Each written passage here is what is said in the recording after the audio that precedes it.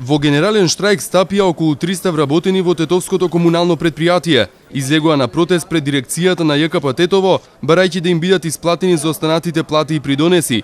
На некои од нив од комуналното им должат по 4 плати. Најавија дека нема да го собираат ѓубрето, ниту пак ќе ги санираат можните дефекти на водоводната и канализационата мрежа.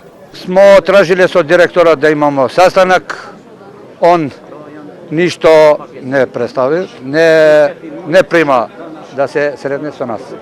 Ево како што гледате и данас знае он дека со знаење дека ќе имамо генерален штрајк, он не се појавил нигде. Ние данас ќе штрајкуваме овде пред главната дирекција, а потоа ќе видимо можда и пред општина. За водоводот да не даде Господ да пукне некоја голема цевка, иначе ние нема да излеземе да преправиме. Ова е генерални штрајк од сите и ми ќе престоиме на тоа дека све треба да се испуни тоа барањето, што ако док не се испуни барањето, нема више излагање.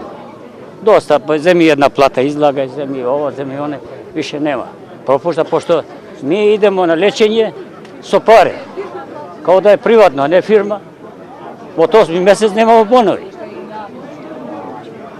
Тоа е заиста не убаво, не приличи, една фирма треба, секоја фирма треба да има и одговорност. Овде од 8 месец никој одговорност не дава.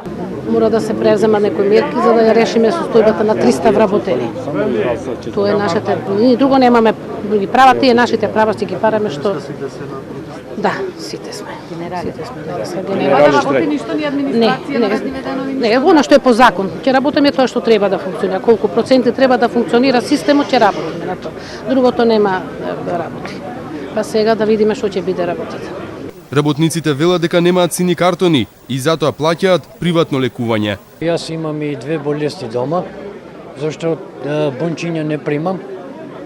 Зашто ситуацијата ми е тешко, зашто 2 болести да имаш и све приватни ги земам тие работи.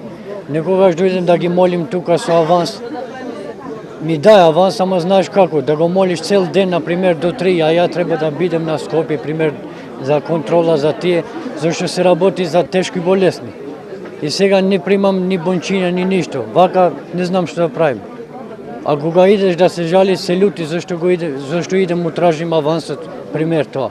А тие ми дај аванс, ама да го молим цел ден, пример. Тој едниот беше болен. Он имаше инфаркт и немаше за лечење, за лекови. Барал одмор, они ga пуштили на одмор.